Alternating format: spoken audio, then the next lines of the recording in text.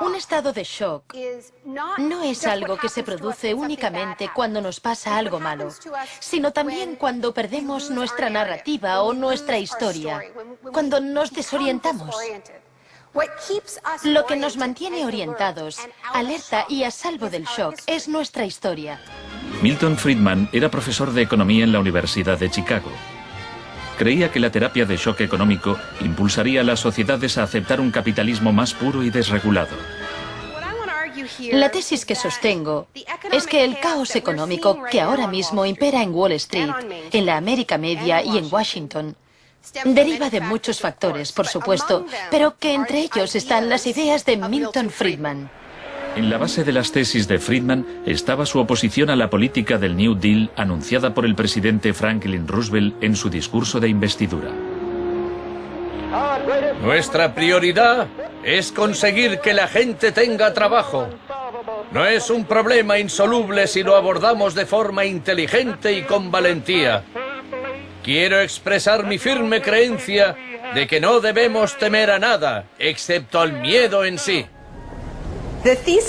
La tesis de la doctrina del shock es que nos han contado un cuento sobre cómo estas medidas radicales han triunfado en el mundo, que no se han propagado de la mano de la libertad y la democracia, sino que han requerido shocks, crisis y estados de emergencia. Milton Friedman entendía la utilidad de las crisis. Solo una crisis, real o percibida, produce auténticos cambios. Cuando esa crisis sobreviene, las medidas que se toman dependen de las ideas que flotan en el ambiente. Primera puesta a prueba, Chile. Fue en Chile donde los seguidores de Friedman aprendieron a explotar un shock o crisis a gran escala. En los años 50 y 60, las medidas progresistas de desarrollo en Chile eran un modelo para la zona. El gobierno invertía en salud, educación e industria. Las empresas estadounidenses temían por sus inversiones. Como respuesta, el Departamento de Estado comenzó a becar a estudiantes de Chile y el resto de Sudamérica para que estudiaran economía de libre mercado con Milton Friedman. En 1970, la Unidad Popular de Salvador Allende ganó las elecciones con un programa que proponía nacionalizar grandes sectores de la economía. La compañía de teléfonos pertenecía en su mayor parte a la empresa estadounidense ITT, que encabezó los intentos de evitar que Allende fuera presidente. Contaba con el apoyo de Richard Nixon en la Casa Blanca. Él encargó a la CIA que impidiera que Allende asumiese la presidencia e intentaron convencerme de que instigara al ejército chileno cuando Allende resultó elegido. Richard Nixon ordenó al director de la CIA que hiciera gritar a la economía. Los Chicago Boys chilenos se pusieron a trabajar en un programa económico de 500 páginas llamado El Ladrillo. Con dinero de Estados Unidos se hizo todo lo posible por desestabilizar la economía. Se declaró una huelga de camioneros que paralizó fábricas y tiendas. Después, el 11 de septiembre, bajo el mando del general Pinochet, el ejército asaltó el Palacio Presidencial. El shock de la guerra.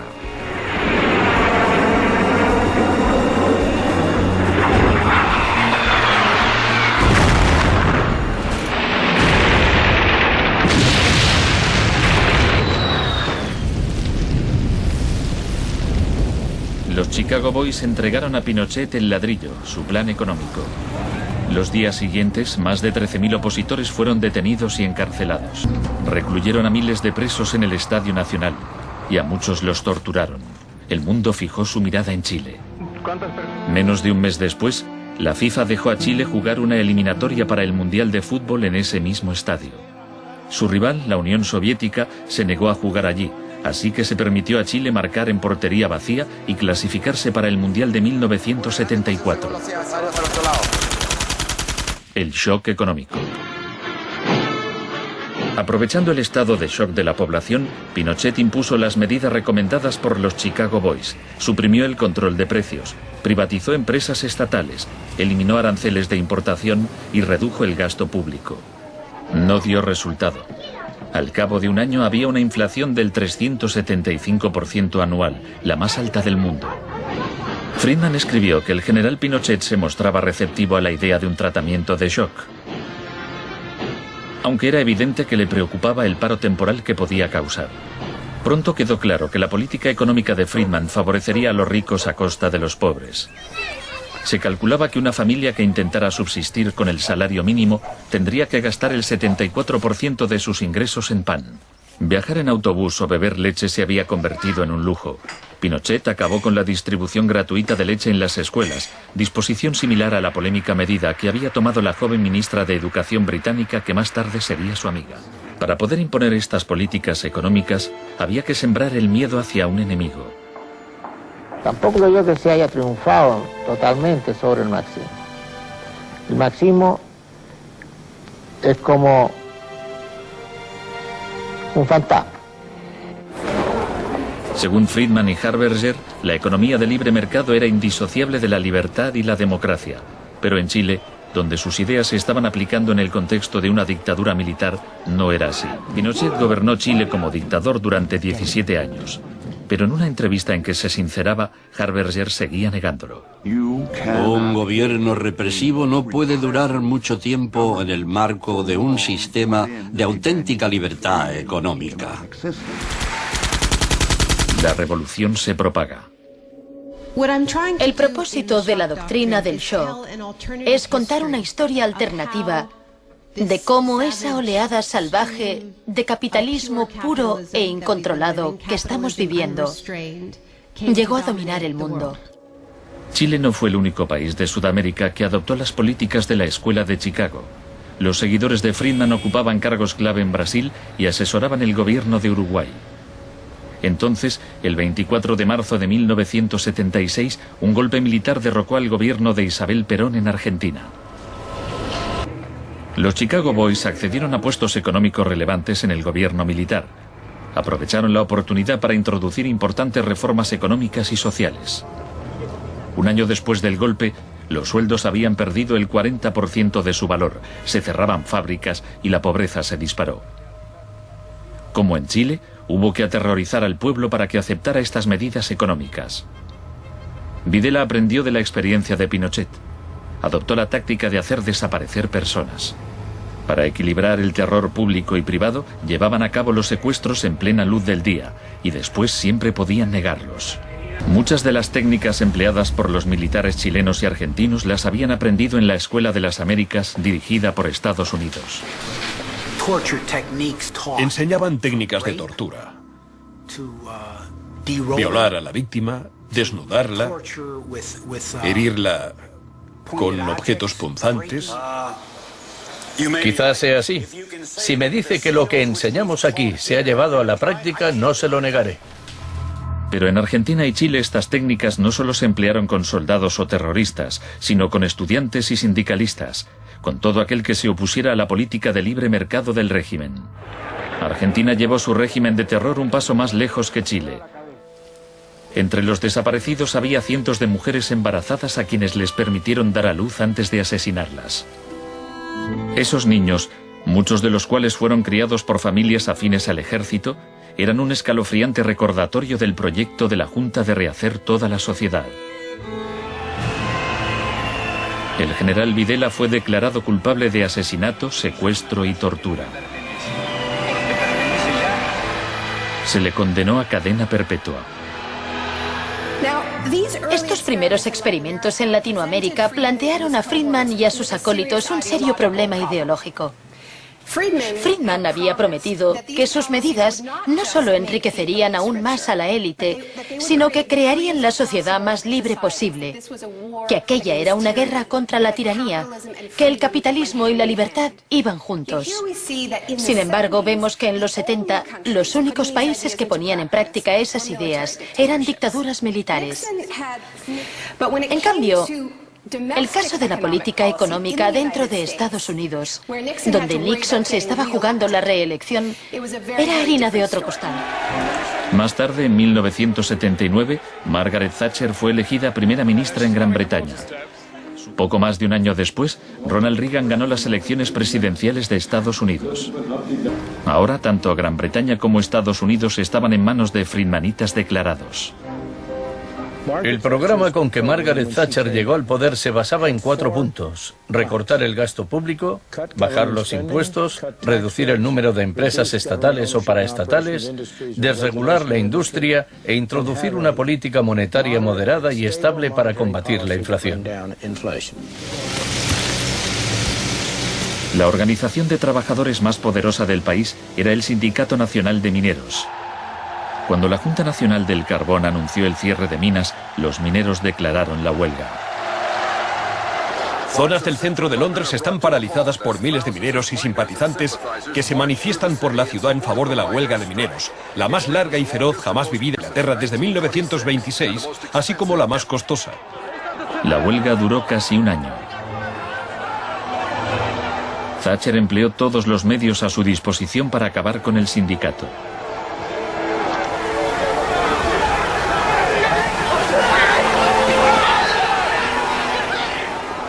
Al final, los mineros fueron derrotados. Thatcher aprovechó esta victoria para implantar la revolución de la Escuela de Chicago en su país. Una serie de anuncios vistosos promocionaba un programa de privatizaciones masivas.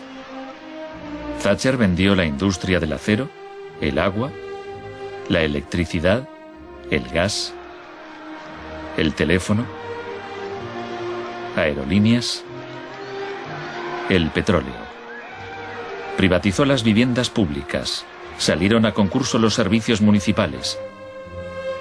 En 1986 se desregularon los servicios financieros y la banca.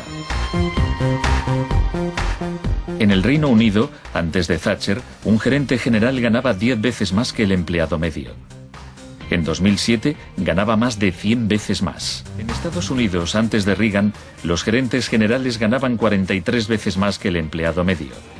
En 2005 ganaban más de 400 veces más. Un nuevo enemigo. Buenas tardes, gracias por venir. Es un honor para mí anunciarles que voy a proponer a Donald Rumsfeld como secretario de Defensa. Ahora había un nuevo enemigo más cerca de casa. El 10 de septiembre de 2001, Rumsfeld expuso en un discurso sus planes para privatizar parte del ejército de Estados Unidos. Hoy hablaré de un adversario que representa una amenaza, una grave amenaza para la seguridad de Estados Unidos. Dicho adversario es uno de los últimos bastiones de la planificación central. Gobierna a golpe de planes quinquenales. Podría parecer que este adversario es la antigua Unión Soviética, pero ese enemigo ya no existe. Tenemos a este adversario mucho más cerca. Es la burocracia del Pentágono. Hoy le declaramos la guerra a la burocracia. Al día siguiente, el vuelo 77 de American Airlines se estrelló en el Pentágono y mató a 184 personas.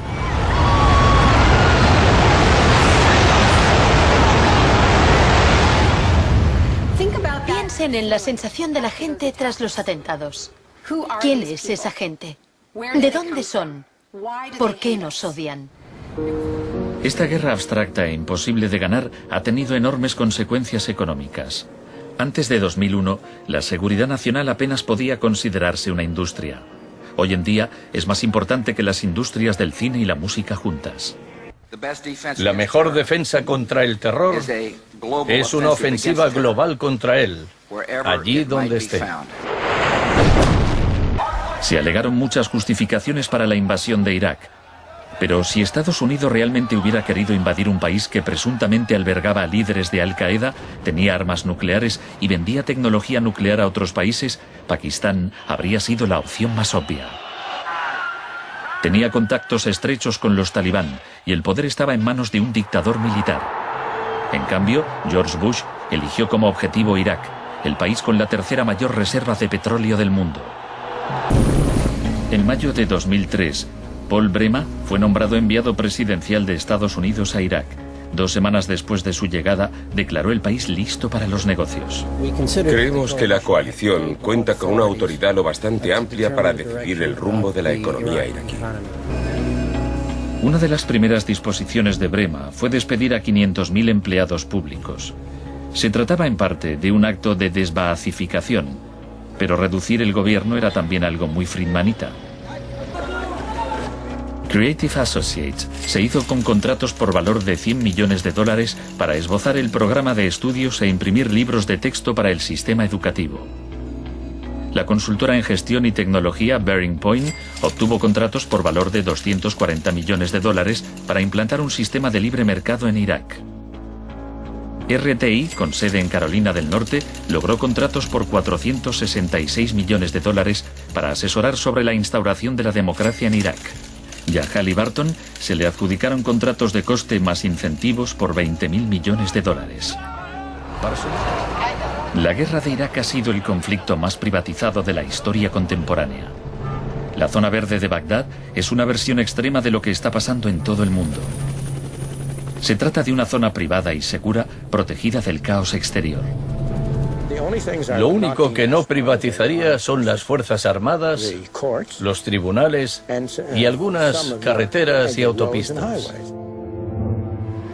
Durante la batalla de abril de 2004 en Nayaf, Blackwater asumió el mando de los marines estadounidenses. Docenas de iraquíes murieron durante la operación. Estados Unidos había blindado las empresas privadas contra las leyes iraquíes, por lo que éstas funcionaban en un vacío legal, un poco como Guantánamo. Creo que los historiadores escribirán con toda claridad que hicimos algo extraordinario y noble aquí. Esta es una manifestación contra el terrorismo americano. Los americanos arrestan y matan a mujeres y niños, insultan a los ancianos y matan a los jóvenes. América es terrorismo, América es terrorismo.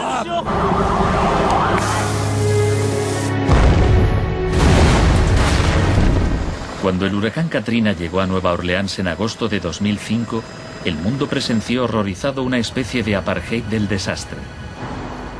Milton Friedman murió en 2006. La última recomendación que hizo sobre política oficial aparece en un artículo que publicó en el Wall Street Journal 3 meses después del Katrina. Dice, la mayor parte de las escuelas de Nueva Orleans están en ruinas y también las casas de los alumnos.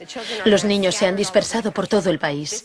Es una tragedia y también una oportunidad para introducir reformas radicales en el sistema educativo. Proponía privatizar completamente los colegios de la ciudad. Era su canto del cisne. Fui testigo de un proceso similar en Sri Lanka, en los días que siguieron al tsunami de 2004. A gente que había vivido en la costa desde hacía generaciones se le impidió volver a fin de poder privatizar los terrenos y venderlos a hoteles de lujo. Justo a esto me refiero con la expresión doctrina del shock, al saqueo sistemático del sector público después de un desastre, cuando la gente está demasiado ocupada haciendo frente a la emergencia, a sus problemas diarios, para proteger sus intereses. Tal vez el primer acto de resistencia sea negarnos a impedir que borren la memoria colectiva. Tras la desregulación del Big Bang, en los 80, se han producido varios shocks económicos. En 1987 hubo un lunes negro. Los mercados se desplomaron de forma espectacular. Fue el mayor derrumbe porcentual ocurrido en un mismo día en la historia de la bolsa. En 1992 hubo un miércoles negro cuando los especuladores de divisas hicieron fortunas apostando contra la libra. En 1997 estalló la crisis asiática. En un año, 600.000 millones de dólares se perdieron en las bolsas de Asia.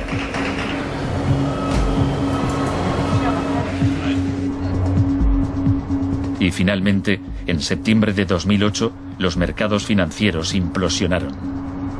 El mercado no está funcionando correctamente. Ha habido una pérdida generalizada de confianza. Nos encontramos ante una transferencia de riqueza de proporciones incalculables. Se está transfiriendo riqueza del sector público, de las manos del gobierno, que la ha recaudado de la gente de a pie en forma de impuestos, a manos de las empresas y los individuos más ricos del mundo. Huelga decir que son los mismos individuos y empresas responsables de la crisis. Algo que debemos recordar en estos momentos en que nos jugamos tanto. Nos enseña que si queremos políticas contra la crisis, que hagan de este mundo un sitio más sano, justo y pacífico, tendremos que salir ahí fuera y obligarlos. Gracias.